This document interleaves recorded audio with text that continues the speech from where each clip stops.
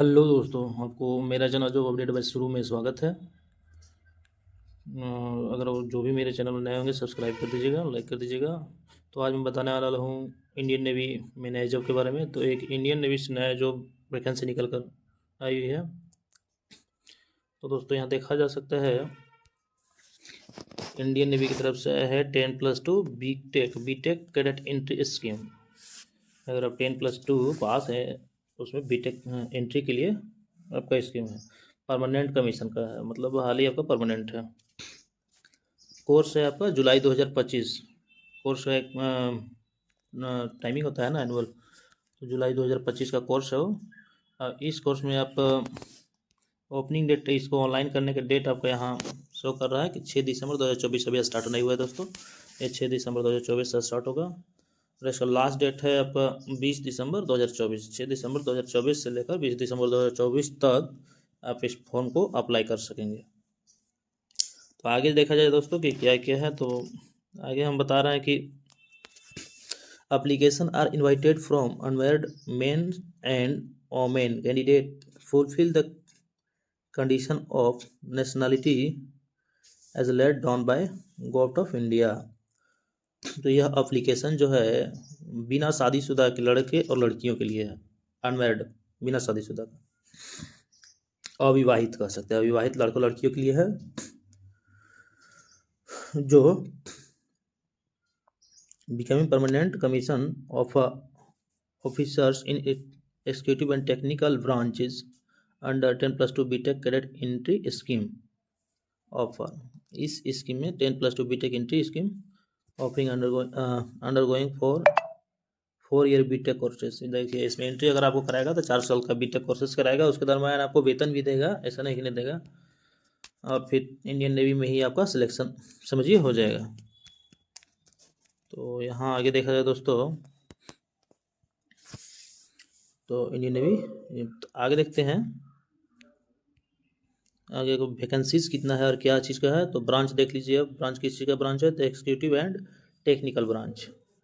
और total post है 36 post में है दोस्तों वैकेंसी। बहाली जो है 36 पोस्ट का। जेंडर में आप देख सकते हैं तो मेन एंड वुमेन दोनों का है, लेकिन यहाँ नीचे आपको अंडरलाइन करके लिख रहा है कि maximum of 7 vacancies for women, माने अधिकतम 7 वैकेंसी ही लड़कियों के लिए है। 36 में से 7 वैकेंसी लड़कियों को ले सकता है, अधिकतम, उससे कम भी ले सकता है लेकिन अधिकतम 7 ले सकता है। उसके बाद लड़कों का है वैकेंसी। ठीक है दोस्तों, ये देख रहे हैं कि एज कितना मांग रहा है। तो एज लिख रहा है कि born between 2 January 2006 and 1 January 2008 both रेट इंक्लूसिव। मतलब कह रहा है कि 2 जनवरी 6 से लेके 1 जनवरी 8 तक के बीच, या इसी डेट को यानी कि 2 जनवरी 2006 को या 1 जनवरी 2008 को भी किसी लड़का या लड़की का जन्म हुआ है वही अप्लाई कर सकते हैं।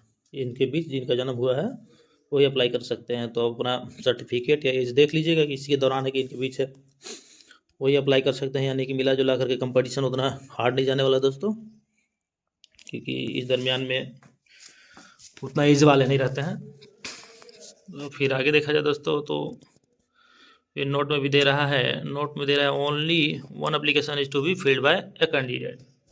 36 पोस्ट है, 36 पोस्ट के लिए केवल एक ही एप्लीकेशन एक कैंडिडेट कर सकता है ऑनलाइन। और ये vacancy indicate in para two are tentative and may be change depending on availability on training slot. वही तो ट्रेनिंग स्लॉट का है। फिर देख रहे हैं आप लोग दोस्तों कि एलिजिबिलिटी कंडीशन क्या मांग रहा है, क्या एलिजिबिलिटी होना चाहिए। तो एजुकेशन क्वालिफिकेशन में देख रहे हैं, देख सकते हैं आप लोग। तो लिख रहा है कि पास सीनियर सेकेंडरी एग्जामिनेशन 10+2,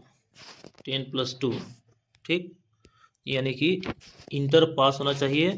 और it's equivalent examination from any recognised board with at least 7% aggregate marks in physics, chemistry and math. देख सकते हैं दोस्तों, यहाँ पे अब आ गया आईएससी। साइंस से अगर आप इंटर किए हुए हैं वही भर सकते हैं, और उसमें भी आपका फिजिक्स और chemistry and mathematics, physics chemistry और गणित, ठीक, भौतिक रसायन और गणित में 70% होना चाहिए मार्क्स एग्रीगेट। तीनों को जोड़कर 70% मार्क होना चाहिए। देखिए पीसीएम भी कर दिया है यहाँ पे। And at least 50% marks in English either in class 10 और 12। दोनों में 10th में भी और 12th में भी 50% इंग्लिश में होना चाहिए। देख रहे हैं क्राइटेरिया लगा दिया है एजुकेशन का, ये देख लीजिएगा सर्टिफिकेट में तभी भरिएगा, ना तो बिना देखे भर दीजिएगा कि आईएससी पास है, फिर बाद में पता चला कि छाड़ दिया। तो ये सब देख लेना है, इसीलिए कह रहे हैं कि ध्यान से देखिएगा जो बता रहे हैं और उसी के आधार पर अप्लाई ऑनलाइन करिएगा। फिर लिख रहा है दोस्तों कि हु कैन अप्लाई, अप्लाई कौन कर सकता है। एक चीज़ और है एलिजिबिलिटी क्राइटेरिया में, उतना तो बोल दिया कि 70% PCM में होना चाहिए, 50% इंग्लिश में होना चाहिए, लेकिन एक चीज़ और है, कौन अप्लाई कर सकता है। तो यह लिख रहा है दोस्तों कि candidates who have appeared for JEE mains 2024 exam for BTech call up for service selection board SSB will be issued on the basis of GMAIN all India common rank list CRL 2024 published by NTA। एक चीज़ और कह दिया दोस्तों कि वही candidate भर सकते हैं जो GMAIN का एग्ज़ाम 2024 का जो है उसमें दिए हैं और BTech के लिए दिए हुए हैं। जैसे कि BTech में एंट्री के लिए एक GMAIN का एग्ज़ाम होता है दोस्तों, आप लोग को पता होगा, पढ़ाई कर रहे होंगे तो उसके लिए एक GMAIN का एग्ज़ाम होता है, निकलता है सरकारी, उसमें आप फॉर्म भरे हो, उसमें आप ऐसे कॉमन रैंक लिस्ट के 24 में आप आए हुए हो, ठीक है ना, उसको पास किए हुए हो, आपको BTech BE के लिए सिलेक्शन हो गया हो, वही कैंडिडेट आप इसको फॉर्म अप्लाई कर सकते हैं, क्योंकि ये भी BTech का ही कोर्स करा रहा है और ये सीधा समझिए तो नौकरी में ले रहा है, गवर्नमेंट जॉब ले रहा है, डायरेक्ट आपको बहाली करा के BTech करा रहा है समझिए तो, और आप वैसे पढ़ने के लिए GMAIN किए होंगे, दिए होंगे। तो यही कह रहा है दोस्तों कि आप GMAIN क्वालिफाई हो, GMAIN का एग्जाम में क्वालिफाई हो। फिर 5 नंबर में आप मेडिकल स्टैंडर्ड देख सकते हैं, relaxation in height and weight and tattoo में देख सकते हैं। तो आप सीधा ज्वाइन इंडियन नेवी में इस वेबसाइट में जाकर देख सकते हैं, जो आपका नेवी का जो थी है मेडिकल का जो रूल है उससे संबंधित मेडिकल से लेगा। फिर आगे देख सकते हैं दोस्तों कि सिलेक्शन प्रोसीजर में आपका है CRL जो GMAIN में आया होगा, all candidates required under the common list. और फिर लिख रहा है कि SSB interview for shorted candidate will be schedule Bangalore, Bhopal, Kolkata, Visakhapatnam from March 2025 onward. फिर आपको फॉर्म भरने के बाद जो GMAIN में आपका रैंक आया होगा उसके आधार पर आपका बुलाएगा, फिर आपको इंटरव्यू लेगा। इंटरव्यू के लिए आपको 4 जगह पे बुला सकता है, बेंगलोर, भोपाल, कोलकाता और विशाखापट्टनम में, पर मार्च 2025 तक। फिर आपको लिख रहा है कि short listed candidate will be informed about their selection for SSB interview through email and SMS। Email और SMS के थ्रू प्रोवाइड कर दिया जाएगा जिनका सिलेक्शन इसमें हो जाएगा, जिनको बुलाया जाएगा। Candidates are advised not to change their email mobile number till selection process is over. Mobile number और ईमेल को चेंज नहीं करना है प्रोसेस हो तब तक, ठीक है दोस्तों। फिर आगे C में है change of SSB centre for examinations interview is not possible under any circumstance.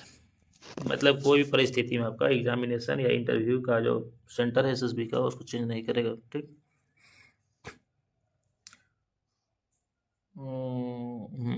फिर लिख रहा है कि आपको D में देख सकते हैं इंटरव्यू के लिए SMS ईमेल प्रोवाइड कराना बोला है। फिर लिख रहा है कि no compensation is admission in case of injury, substance and result of test during SSB interview। आप देख सकते हैं, और पूरा डिटेल्स देखना है तो आप इस वेबसाइट पे जाके, यहाँ भी आपको क्लियर किया हुआ था www.joinindiannavy.gov.in पर जाकर के पूरा डिटेल्स देख सकते हैं, मेडिकल प्रोसीजर, सिलेक्शन प्रोसीजर सब देख सकते हैं। फिर आपका जो है मेरिट लिस्ट है, मेरिट लिस्ट कैसे बनाएगा, तो merit list would be prepare based on SSB marks. Candidates declare fit in medical examination would be appointed subject to police verification and character verification and availability of vacancies in the entry। आपका SSB का marks के आधार पर merit list बनाएगा और फिर medical test clear कर जाते हैं और आपका आचरण चरित्र प्रमाण पत्र या पुलिस वेरिफिकेशन उसी को बोला जाता है, वो आपका होना चाहिए। उसके बाद एंट्री के लिए आप योग्य है। फिर आपको ट्रेनिंग देगा, सॉरी दोस्तों, फिर आपको ट्रेनिंग के बारे में बता रहा है, ट्रेनिंग कैसे है। तो ट्रेनिंग आप देख सकते हैं क्या कर रहा है। ट्रेनिंग में BTech कोर्स है, 4 साल का BTech कोर्स रहेगा। इसमें आपको नावल रिक्रूटमेंट में जाएगा, फिर इंजीनियरिंग इलेक्ट्रीशियन ब्रांच है, executive and technical branch engineering electrician का। एक्स्ट्रा पुलिस जो भी आपका में नेवी से रिलेटेड होता है वो सब आपको प्रोवाइड किया जाएगा। द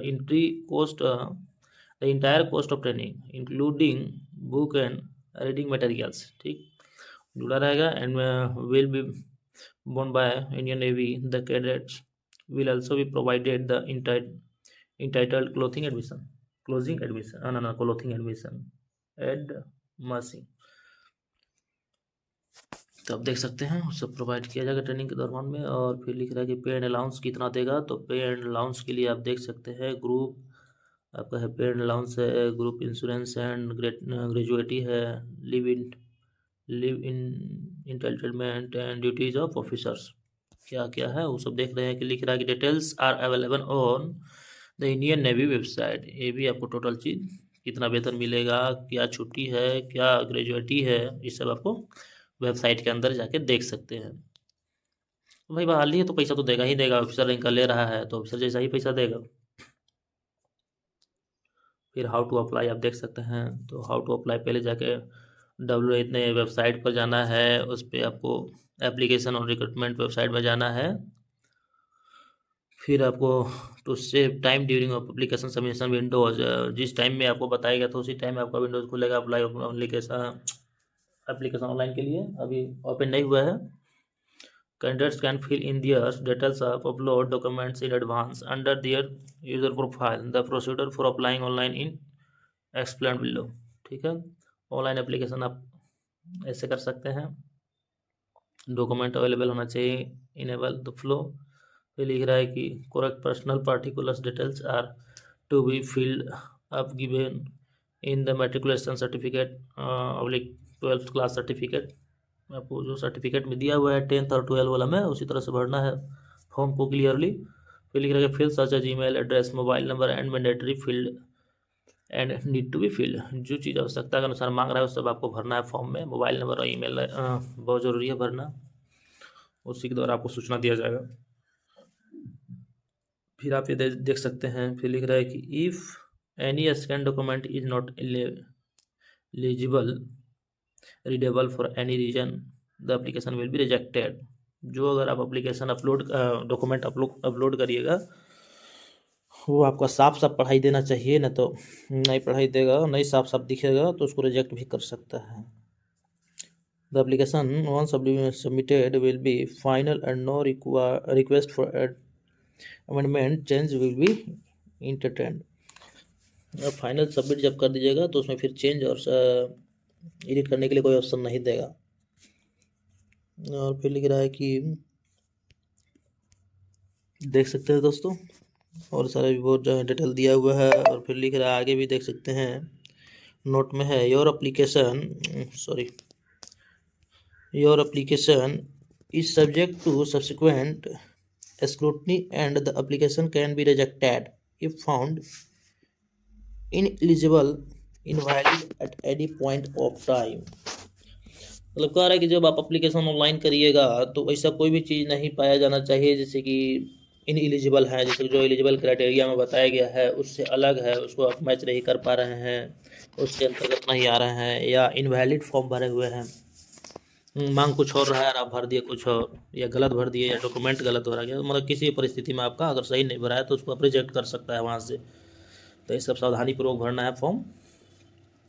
और फिर लिख रहा है कि अब इसके थ्रू स्कैन QR कोड के थ्रू भी आप एप्लीकेशन ऑनलाइन कर सकते हैं। इस जो स्कैन QR कोड दिया हुआ है इस पर स्कैन करके आप डायरेक्ट वेबसाइट पर जा सकते हैं, वहाँ से ऑनलाइन कर सकते हैं। ठीक है दोस्तों, थैंक यू।